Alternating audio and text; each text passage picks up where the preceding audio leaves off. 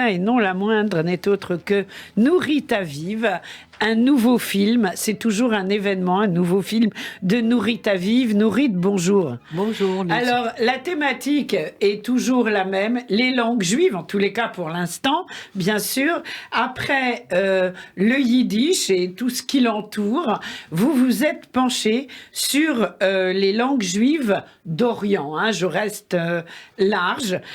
Énormément d'intervenants autour de langues dont parfois on ignorait même l'existence. Je pense à la Libye, par exemple. Vous allez nous en parler.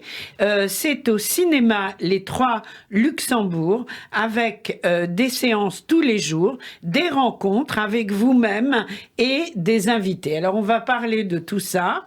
Des mots qui restent. Quels mots, Nourrit ? Les mots qui restent. On va tourner en boucle. Tourner en boucle, mais justement, c'est des mots c'est les mots de l'enfance d'habitude que les personnes qui sont dans le film évoquent et que certains le parlent encore, mais la plupart ne parlent pas. C'est la génération d'avant qui les ont parlé. Mais les mots, justement, de l'enfance restent. Et les mots de la famille, en fait. Les mots de la famille, les mots qui étaient là et qui ont fait leur cheminement, qui ont laissé des traces et des empreintes. Et en fait, ils continuent à œuvrer. Et les personnes dans le film en parlent. Oui. Chacun a fait avec ces mots maternels de la mère. Hein. Donc alors, j'ai une question à vous poser. On voit au début de chaque invité, il y a plusieurs intervenants, mais ça, c'est ce que vous faites dans vos films. Pour donner les mots de l'enfance, ils regardent par la fenêtre et on les voit de dos. Pourquoi ? Je me suis posé la question. Pourquoi ce plan systématique ? Vous savez, je fais toujours... le film, c'est toujours une sorte de variation sur un thème. Oui. Et là, j'avais envie de ne pas voir tout de suite la personne, de faire regarder vers le passé, l'avenir, être dans ses pensées et penser à des mots qui l'ont marqué. Hein. Oui. Et tout le monde a joué le jeu, apparemment. Oui. Enfin, je veux dire. Sinon, si on joue pas, mais les c'est jeux presque ensemble. comme. J'ai trouvé que c'était presque comme un divan de psy où tout remonte. Oui, c'est toujours un peu proche. Mes films sont toujours un peu proches de divans, mais justement, c'est pas les divans. Et vous-même, vous êtes proche de la psychanalyse ? Oui, on peut dire ça. On le sent un peu dans vos films. C'est pour ça que j'avais envie de vous poser la question. En tous les cas, c'est quelque chose qui existe pour vous. Oui, mais c'est-à-dire ce qui est important pour moi, c'est l'enfance, c'est les souvenirs qui remontent. Et qu'est-ce que ces souvenirs font ? C'est-à-dire que là, je me suis accrochée aux mots et des mots de l'autre langue, parce que presque tous, à part une, s'expriment dans le film dans une autre langue. Et leurs travaux, c'est dans une autre langue. Hein. Oui. Pas dans le film, à part Lynn Amsalem qui parle la Haketia. Ah oui, ça c'est extraordinaire. Elle a fait toute l'interview en Haketia. Et moi, j'ai espéré, en la voyant, j'aime beaucoup Lynn et son travail, bien sûr, je me suis dit, ils vont tous parler leur langue. Mais non, puisque c'est les mots de l'enfance. En tous les cas, elle, ça a été incroyable. Oui. Et Naouri aurait pu parler, en judo-libyen. Et il n'a pas voulu ? On n'a pas pensé à ça. Et même avec Lynn, ça a été improvisé. C'est vrai ? Oui. Et vous compreniez ce qu'elle disait ? Ça ressemble beaucoup à l'espagnol, quand même. Oui, bien sûr. Ah oui, vous parlez espagnol. Je ne parle pas, mais vous comprenez. D'accord. Et puis Naouri, oui, il aurait pu, mais il dit des mots, justement, qui sont extraordinaires. Il parle des mots, il parle des malentendus, il parle beaucoup de sa mère. Et voilà, mais les autres, c'est toujours une autre histoire. Et ce qui m'intéresse, c'est celle qui, je trouve extraordinaire. Elle a entendu sa mère et sa grand-mère parler le judo-persan.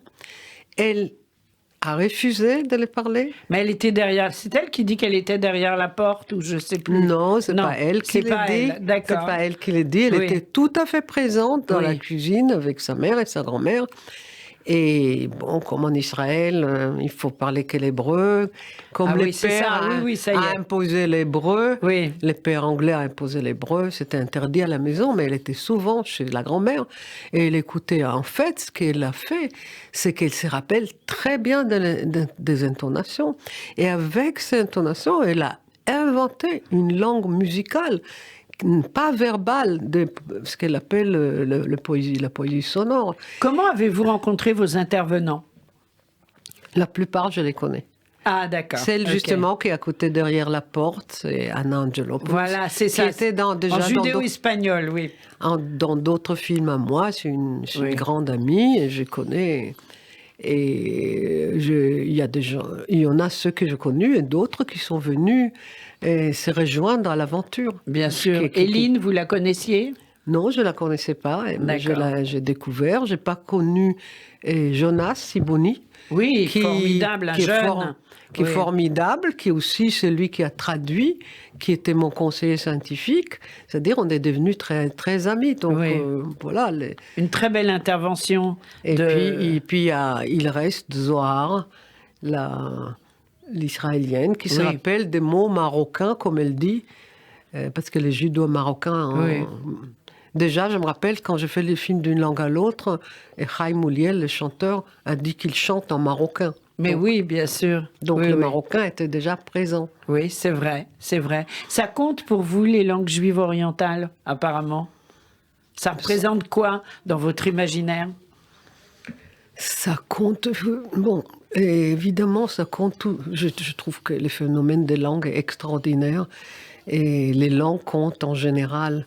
Et là, il vient après Yiddish. Et enfin, pour moi, la chose qui a fait les liens entre les deux films, c'est les lettres hébraïques. Parce que toutes ces langues ont été écrites à un moment donné et en lettres hébraïques. Et il y avait des dizaines de langues qui étaient écrites en lettres hébraïques. Et c'est via la lettre que j'ai retrouvé, j'ai fait les passages d'une langue à l'autre. Oui, bien sûr. D'une langue aux autres. Alors, l'hébreu comme langue source? L'hébreu, ce qui est formidable, c'est-à-dire que l'hébreu, c'est la langue que les petits-enfants juifs, les garçons évidemment, ont appris à lire à l'âge de 3 ans. Oui. Et quand ils se sont mis à essayer d'écrire dans les langues qu'ils ont parlé, qui sont les différentes langues dans lesquelles ils ont vécu, ils l'ont fait dans les lettres qu'ils connaissaient, qui étaient les lettres hébraïques. Mais oui, bien sûr. Donc il y a là toujours comme un fait de traduction permanent entre cette langue que je prends son alphabet et je loge dedans plein d'autres langues qui sont et si on parle de judo-espagnol, c'est-à-dire qu'ils l'ont amené cette langue avec eux de l'Espagne quand ils étaient expulsés. Mais oui. Et déjà en Espagne, elle était écrite en lettres hébraïques, ce qu'on appelle les ladinos. Oui, c'est justement vrai. Le mot à mot. C'est pas ce qu'aujourd'hui on appelle les ladinos, parce qu'en fait, le ladino, c'est ce qui est... C'est la langue sacrée, le ladino, et le judo-espagnol, c'est la langue parlée. Quelque chose comme ça. Mais c'est la langue écrite, c'est-à-dire qu'elle a été... Non, mais pas comme ça, parce que en fait, François Hazard nous l'expliquait hier à ce même micro. C'est ça. Qui est un des spécialistes. Oui, voilà. Oui, mais c'est absolument ça. Oui, mais bon, aujourd'hui, on a coutume d'appeler ladino, et voilà, la langue qu'on parle. Disons que c'est devenu un terme générique, c'est vrai. Voilà. Oui, mais je crois que moi, je me rappelle enfant, on a dit spagnolite. Voilà. On a dit spagnolite, qui veut dire l'espagnol. Voilà, exactement, c'est vrai. Alors, un film très émouvant de par la recherche que vous en opérez. Quelles ont été les demandes de vos intervenants finalement par rapport à ce qu'ils avaient envie de dire? Peut-être que vous les avez un peu orientés. C'était sous forme d'interview? Beaucoup, enfin pas beaucoup justement. Vous voyez bien, beaucoup. Vous voyez bien qu'il n'y a pas beaucoup de coupures. Donc non, il n'y en a pas beaucoup. Donc ça se prépare à l'avance et nos désirs communs se mettent en place et eux, ils font vraiment chacun une performance extraordinaire dans laquelle ils concentrent ce qu'ils disent.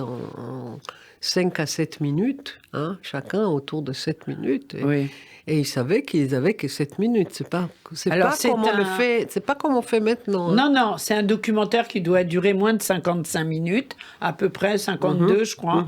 Et donc... Il est court et condensé. Il est court et condensé. On en sort un peu différent, hein, je dois le dire. En tous les cas, c'est juste passionnant et je trouve que c'est bien parce que ça va permettre aussi à toutes les générations de revenir à leurs racines et de comprendre aussi, peut-être, même s'ils l'ont pas entendu, ce que leurs parents ou arrière-grands-parents parlaient. Et retrouver leurs propres mots qui restent ou pas. En tous les cas, on les retrouve mais on les retrouve dans le film. Alors, va y avoir, il y a plusieurs projections. Donc, par exemple, demain, jeudi 10 mars à 21h au cinéma Les Trois Luxembourg. Après le film, il y a un débat avec Aldo et Laurent Naouri. Pourquoi les deux ?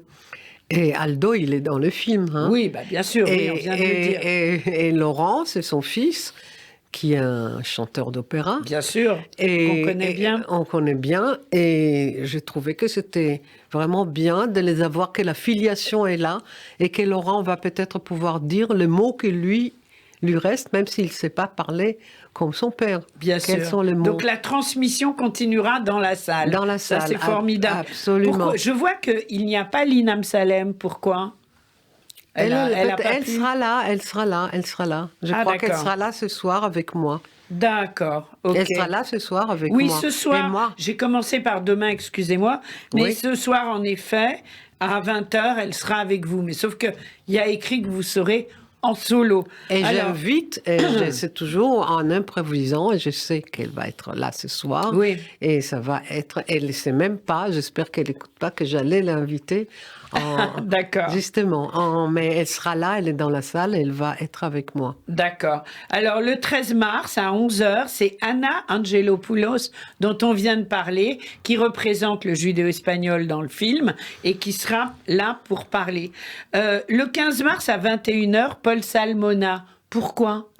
Le directeur du MAJ. Pourquoi? Mais lui aussi, il se rappelle de ses grands-parents qui parlaient le judéo-espagnol de Saloniki, je crois. Oui. Mais je crois qu'il a des mots. Il a des mots qui restent, lui aussi. Oui. Alors, on va pas pouvoir donner toute la liste.